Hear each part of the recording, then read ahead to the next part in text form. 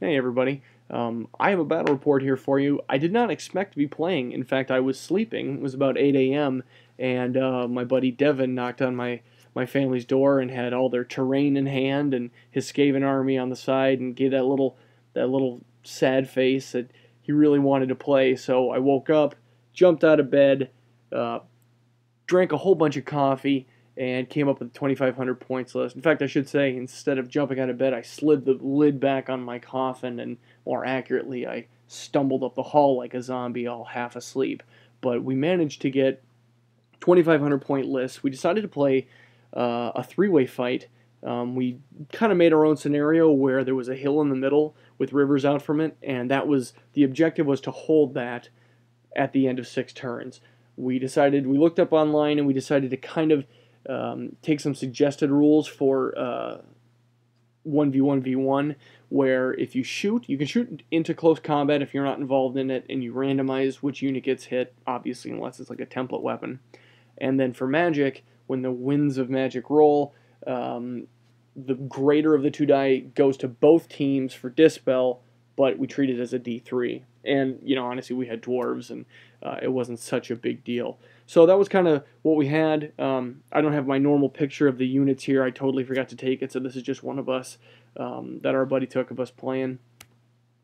Once again, it was a beautiful day. I mean, this is like 9 a.m. after I had the list together, so it's a beautiful day playing Warhammer outside, and my father-in-law made the point that I should probably insta-lose the battle, considering we're vampires out in the sun, but we didn't do that. So this is the board. What we have is a Temple of Skulls in the middle. That's the objective. On the top right, we have a Tower of Blood up on top of that hill. 3 mysterious rivers, mysterious forests, and that's about it as the board is laid out.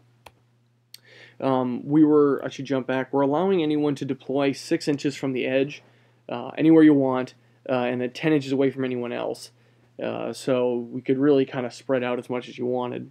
That was kind of our made-up deployment rules. So here's my army. I deployed on this far side and kind of spread out a bit.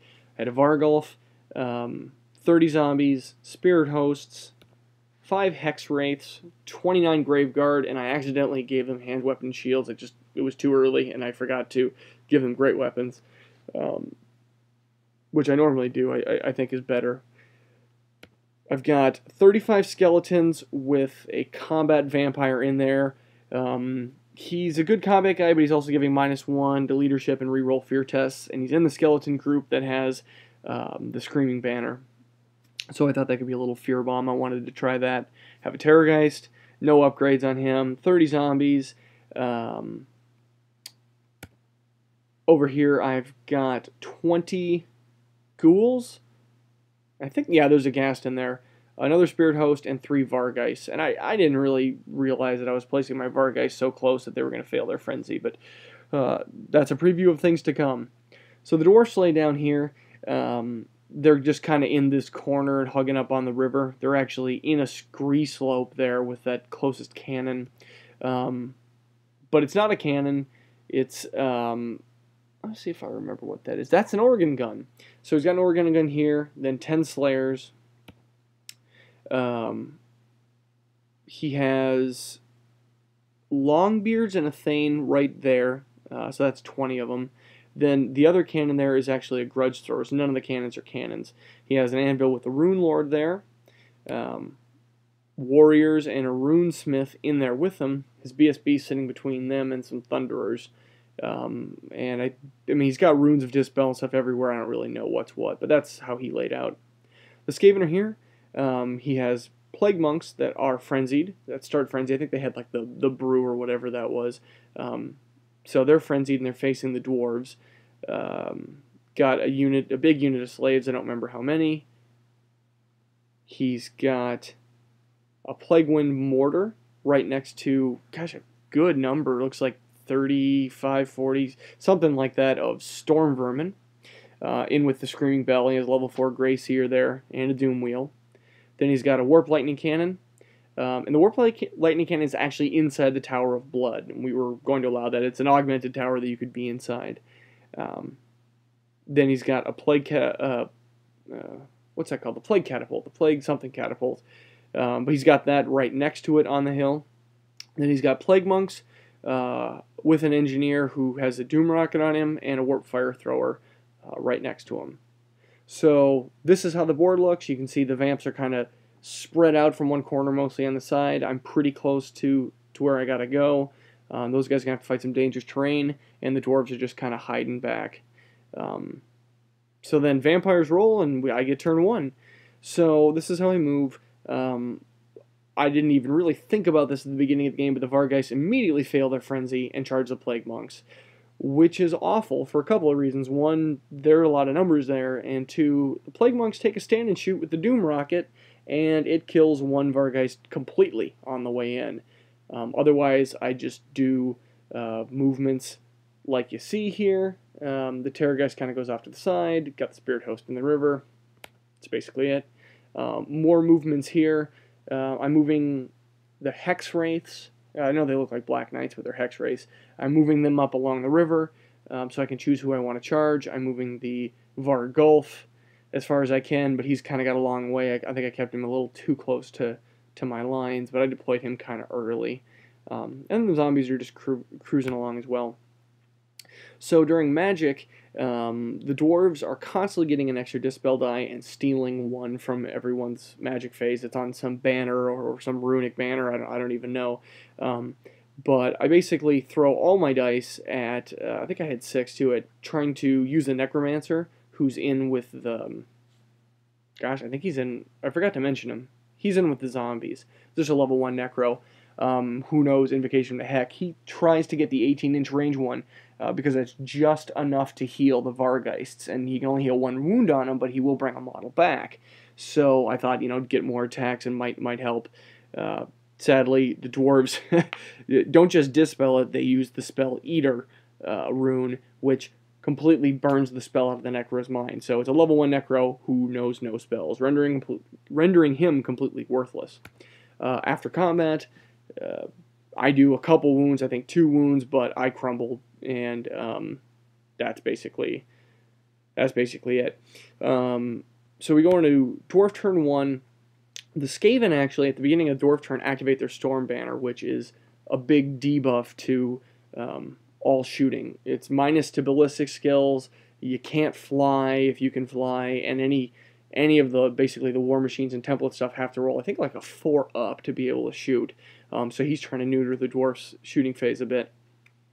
But it is a Dwarf turn, and the Thunderers, nobody really moves. The Thunderers shoot a Plague Monk out, and then the Grudge Thrower pivots and is able to shoot and kills 3 Plague Monks. We don't really know, we didn't know if the Anvil was able to shoot because it's in the shooting phase, but it's not exactly a war machine. We looked it up online, and apparently there's a gigantic debate about it. It's a very raging debate. We've seen it on a couple of forums. We voted that it would be able to shoot unharmed, so it did its. He banged out the Rune of Wrath and Ruin and killed 1 Hex Wraith. So then we go to Skaven turn 1. The banner doesn't go away yet at all, so it's still affecting the Skaven and their shooting. Everyone kind of moves up. The Plague Monks go across the river as so, and I don't... Yeah, it looks like they've taken a few little dangerous terrain hits. On this side, the wheel doesn't really go too far. Everything else just kind of moves as you see. During Magic, Warp Lightning gets cast at the Spirit Host in the water, and that gets dispelled. Scorch is cast on the skeletons. You can kind of see there's a little explosion down there at the bottom. And so that kills quite a few of them. I don't remember the number, but it was a fairly big hit. And then he casts Crack's Call on the Terrorgeist, which goes off, but the distance is too long, and it wasn't even possible it might have been possible with rolling, but it was very, very unlikely. During shooting, the Doom Wheel shoots the Screaming Bells unit, because it's the closest, but the Storm Banner stops it. He didn't make the leadership, but the Storm Banner wouldn't let him shoot. The Storm Banner also stops the Warp Fire Thrower. It still hasn't dissipated yet. Warp Lightning Cannon misfires, or shoots at the Terrorgeist, but misfires on the second die, so it fizzles and doesn't do anything.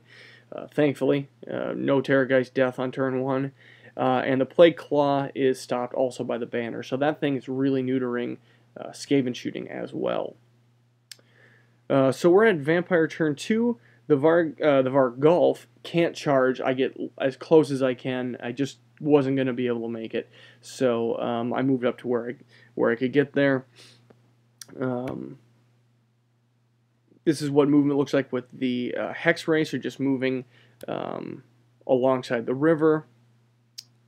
Let's see if I moved 2 big units up to the hill here because my plan is to hold it with the Graveguard and the Skeletons. I think that's going to be pretty good, and then depending on what happens over there, I've got a unit of zombies to try to move up and guard a flank. More movement on the right side. You can see I'm moving the other zombies up in the water, moving the ghouls up as well, and the Terrorgeist charges a Plague Months and makes it. I believe I had I don't have an arrow for it, but the Spirit Host actually had it looked kind of like a long distance, but he had a decent shot at it and missed a charge on the Doom Wheel. So he just kind of is still sitting in the water. I think I rolled like Snake Eyes. So he's sitting in the water still, and that's what movement looks like. I should go back and note that the Necromancer actually here left his unit, and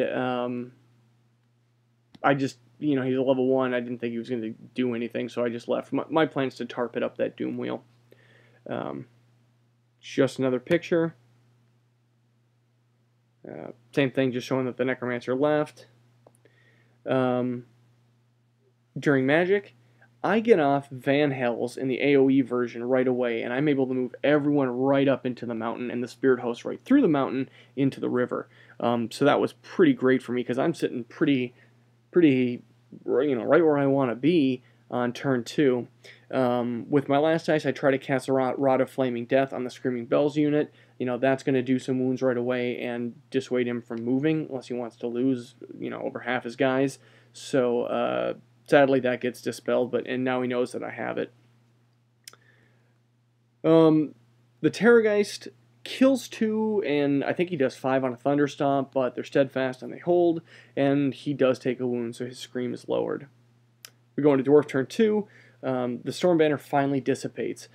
So when that, my Terrorgeist couldn't fly in his turn, so he had to make his charge movement with just a straight-up ground movement.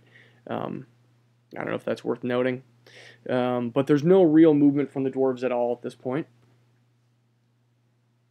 During shooting, the organ gun is able to do 1 wound to the Vargulf, just 1.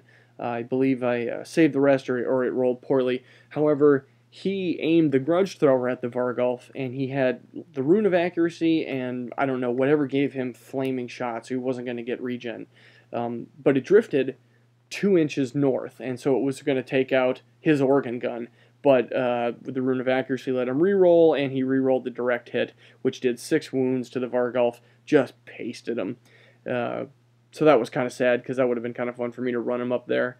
In other shooting, the Anvil misfired, but it wasn't catastrophic. I think the magic just dissipated. And the Thunderers shoot 3 more Plague Monks. We go into Skaven turn 2. One of the 2 Gutter Runners he has in reserve shows up. And shows up right behind the Necromancer. Plague Monks charge the Thunderers, as you can see here, just kind of up there. And during that charge, 2 died in a dangerous terrain going through the river, and 5 died to a stand and shoot.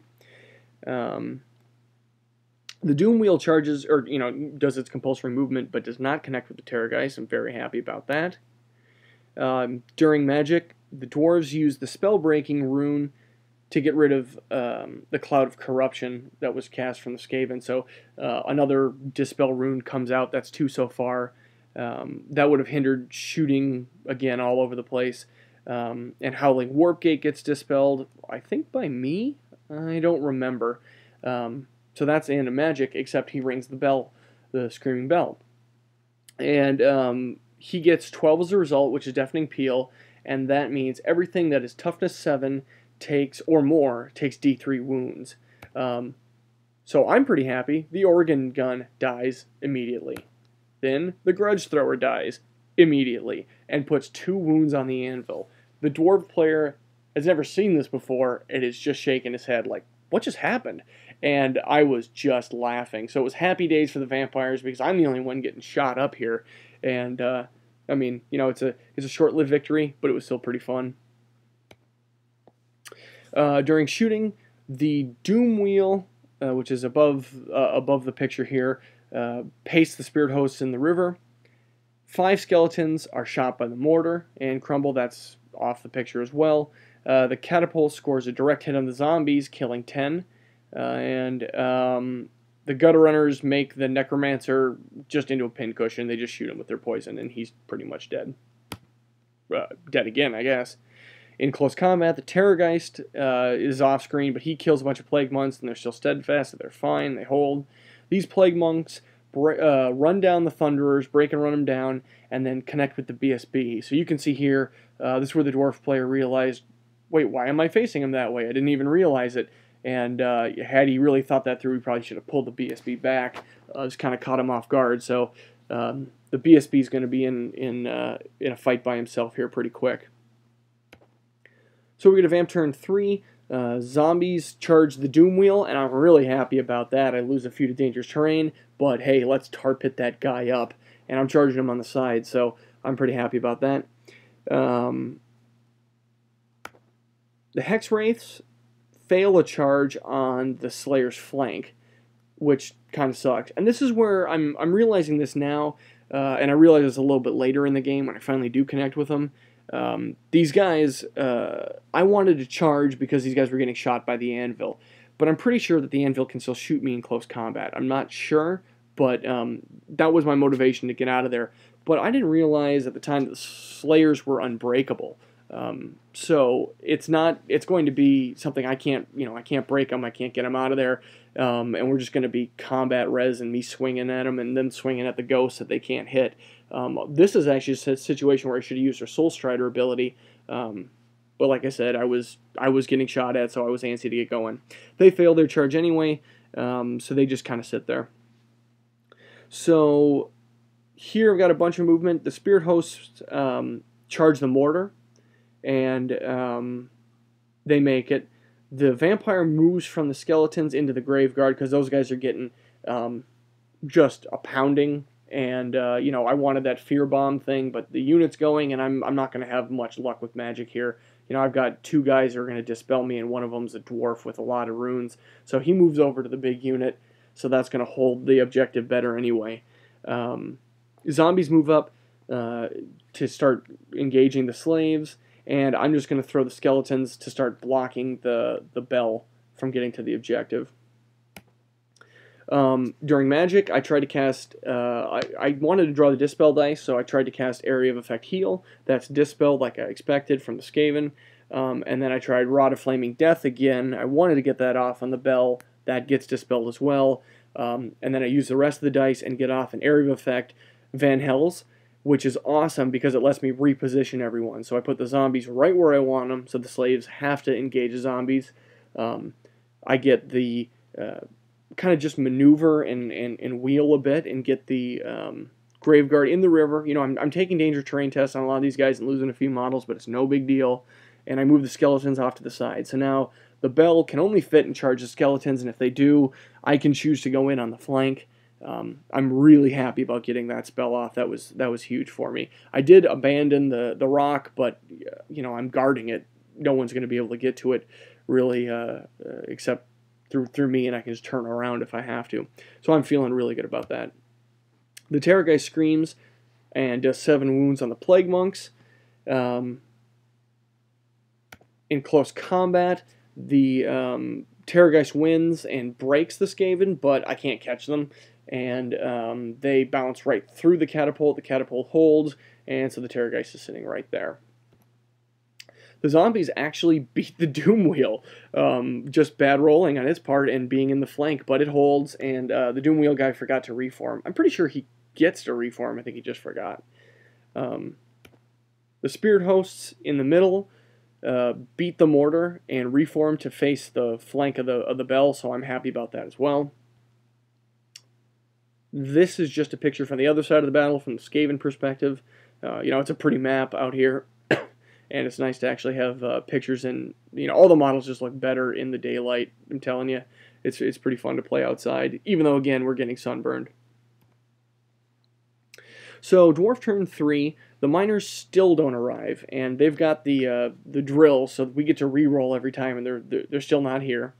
And that's going to be a common theme going forward, but there's no other movements except for the warriors spin and reform. They didn't really think to get to the side. I guess they probably didn't think their BSB was going to hold, so they just reformed right there.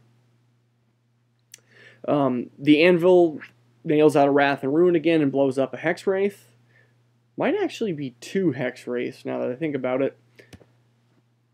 In this combat, the BSB issues a challenge to the Plague Priest and just pastes him and takes a wound in return, but he holds combat, and so no one really expected that. He's not really well geared or anything. He just rolled well, so that dwarf's sitting there, a brave guy. Alright, Skaven turn 3. The Bells unit kind of maneuvers and pivots a little bit just so it can avoid getting flanked and kind of has a little more options. That's pretty much all you see there. Here, the other group of Gutter Runners show up, and I didn't know he even had them. And then they show up and then they wheel so that they can shoot the Terrorgeist even with a -1. The Clan Rats and the Warlock fail to rally and they run off the board, so there's a good number of points lost there. In Magic, Warp Lightning gets dispelled. Scorch goes off and kills a couple skeletons, big deal. But the bell rings again, and it's a 12 again, which is Deafening Peal. And this time, the Tower of Blood, all buildings that get hit have to roll on a 5-up. The Tower of Blood crumbles, and if you're inside of a building when it breaks, you're basically subject to Crack's Call here. And it pulls down the Warp Lightning Cannon with it. So again, I'm jumping for joy. The Skaven are just blowing themselves up, so I feel pretty good about that. Crack's Call does, I think that's 2 more wounds on the anvil, so I'm also happy about that. During shooting, let's see, do I have the right slide here? I've got, yeah, I guess I just don't have good pictures of it. The Gutter Runner, the Gutter Runners do 1 wound on the Terrorgeist. The Warp Fire overshoots the Terrorgeist. The Plague Claw overshoots the Graveguard. The Doom Wheel nukes 3 of the zombies it's in close combat with, but none of that really changes much. And in close combat, the Battle Standard Bearer issues another challenge because there is a champion. The champion accepts, and he kills the champion, doesn't take a wound, and he sticks around again, which is just, I mean, this guy's freaking heroic. Alright, so before we go to Vamp turn 4, the Doom Wheel takes a wound from one of the zombies on its combat. I didn't have a picture of it before, but it sticks, and he reforms on his turn. So now we're in Vamp turn 4. Let's see, it looks like I charge the Gutter Runners with the Ghouls there, and the Terrorgeist charges the Catapult. Zombies charge the Slaves, so I'm pretty happy about that. And we're both in the river. None of these rivers are really doing much. They're just dangerous terrain hitting everyone. I think that river gives higher initiative, and the one I had gone through previously caused fear, or vice versa. But it wasn't really doing too much. I think there's just a little maneuvering otherwise on my side to make sure those skeletons are going to not let that Screaming Bell in and hopefully redirect it. This is where I realized now, where I start to realize that I shouldn't have charged. I finally connected that charge because, those guys are getting blown up, but it would have been way better to do the Soul Stride ability, and I think I was close enough to start marching, or at least on the next turn be able to do it, but that's what I did, and that's where they ended up. During the Magic phase, I baited the dice with Invocation of Heck. I knew he was afraid of that, and he dispelled it, and I was able to just have free reign with the rest, and so I got Van Hell's and Hellish Vigor off on the zombies. I had nothing else in combat, nothing else was going to be in combat really quick except for those skeletons, and I didn't have enough dice to cast the area effect version, so I just decided to throw it all at the zombies, and so those guys are buffed to the nines, re-rolling hits and wounds, so They still suck, but they're hitting slaves. The slaves suck, so we'll see what happens. Terrorgeist screams during shooting and melts the catapult, so I was happy about that. I don't have a picture, but the Hex Race kill 2, and that's when I find out that the Slayers are unbreakable, and I was like, oh man, they can't hit me. I can do just, I've got crappy weapon skill, and he doesn't even have an armor save, so we're just going to be there the rest of the game. Let's see, what else do I have here? The zombies actually kill a whole bunch of them. I think they killed 7. Oh yeah, looks like I put it on there. I was pretty sure they killed 7, and at this point we said, oh, well that's great. Well, they're steadfast, so they stick. We failed to realize at this point they were in the river. We don't realize that for a few more minutes. So as of this picture, everyone is in the river, and we thought it was great. And I was pretty happy at rolling so many on 10 attacks. 7 wounds is pretty great from the zombies. Here, the ghouls run down the gutter runners, break them, and run them down. The Doom Wheel pastes a bunch of zombies, and after losing combat and crumbling, I still have 2, so I'm still holding this guy up, and I'm pretty happy about that. I'll throw zombies at him all day, and, I'm not able to heal these guys up, so these guys are just, performing well, or as well as they can. We're going to Dwarf turn 4, and the dwarves move the Longbeards, the ones on the right, toward the objective. We realize, hey, you know what, we're getting toward the end of the turn, and so he's just going to try to book it. And then he moves sideways his group of warriors so that they can join in. Now the plan here is for the dwarves to use their anvil that lets them move in the shooting phase. So that's what they try to do, and sadly, I don't remember what the name of the rune was, but it would have allowed the warriors to charge the Skaven and help the BSB this combat, and it would have allowed the Longbeards to get, another march closer to the objective, but rolled a 1, and nothing happened to the anvil, but nothing happened at all. So in close combat, the BSB finally breaks, and the frenzied monks crash into the warriors. This is just a picture that we took, my wife took, because the dwarf player was nowhere to be found at this point. He had some personal stuff to do, so we decided to continue on without him and do our best to be fair. So here we go into Skaven turn 4, and this is right when we realize that, we go back in the Wayback Machine here, and we realize that, hey, those Skaven slaves were in the river. They can't be steadfast. So we roll, the zombies win, and the zombies overrun and crush them. So that's where the zombies ended up after that, except it's not exactly an overrun of slaves, it's an explosion, and so a bunch of wounds went out, but it didn't really change too much. There's no other movement for Skaven during magic. Warp Lightning blasts the spirit hosts, and I let it through because I've got other stuff to do. I've still got that Terrorgeist to protect, but it doesn't kill the spirit hosts, which I'm pretty happy about. I Dispel Crack's Call on the Terrorgeist, and he's constantly trying to get that thing out of there, because it's just wrecking up his flank.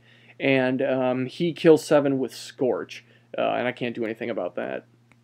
So the bell rings again, and gets 12 again, and finally, the same thing. Any model with toughness 7 or higher has to take D3 wounds, finally kills the anvil. So that was pretty great. Even though my Terrorgeist are already in combat, it's still nice to see that damn thing get destroyed. The Gutter Runners shoot 1 Graveguard. They're up here now. I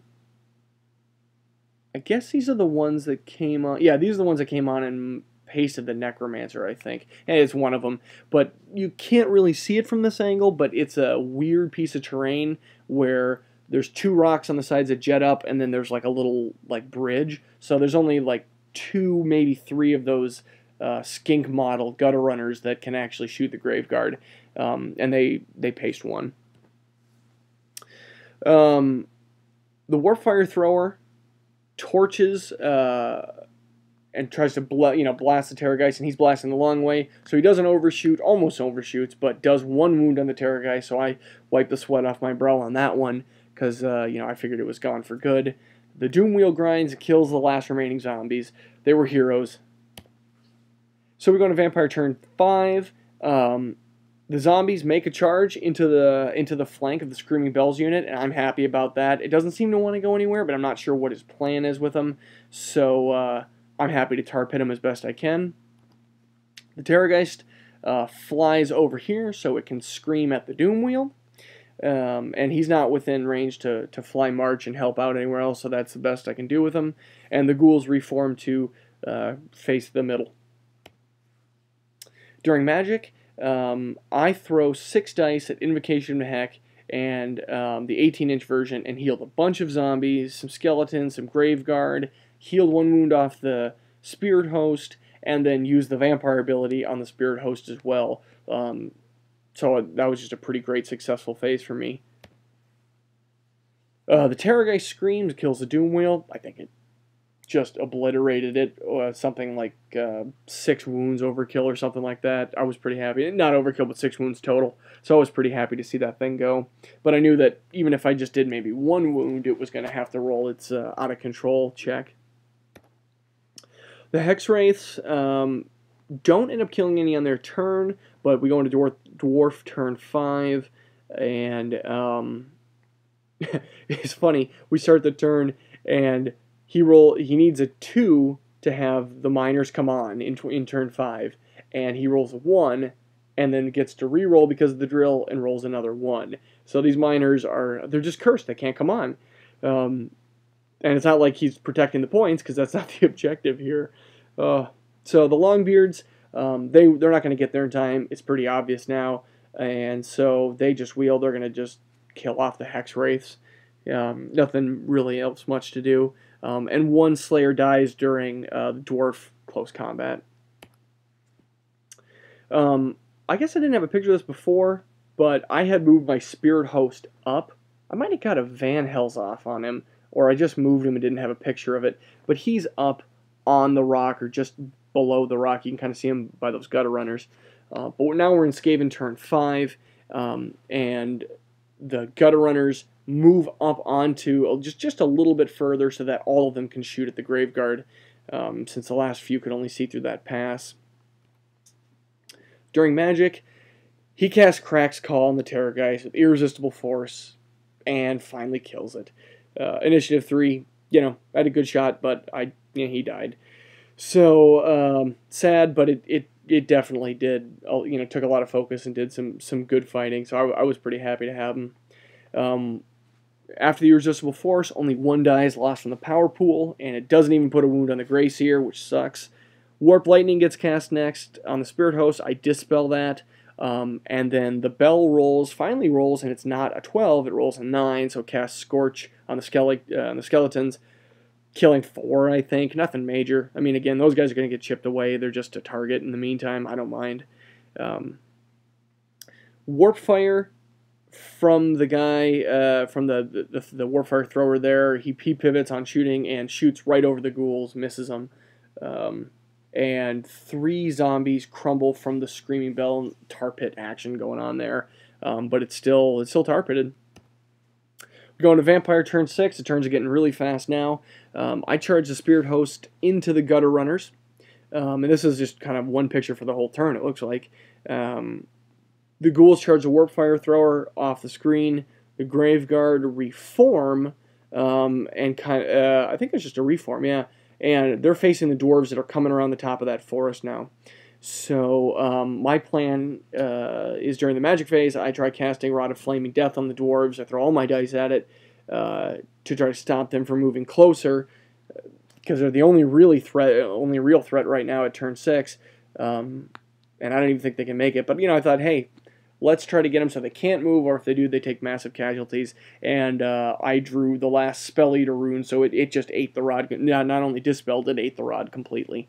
So the White King had that the whole time, and it took some focus, I guess. I would have liked to have seen it do some wounds and melt some guys, but not the way it went. And then finally, during close combat, my ghosties break the Gutter Runners and can't catch them, but they have secured the objective quite well. Going to Dwarf turn 6. They kill the Hex Race in CR, and finally on their turn, the miners arrive.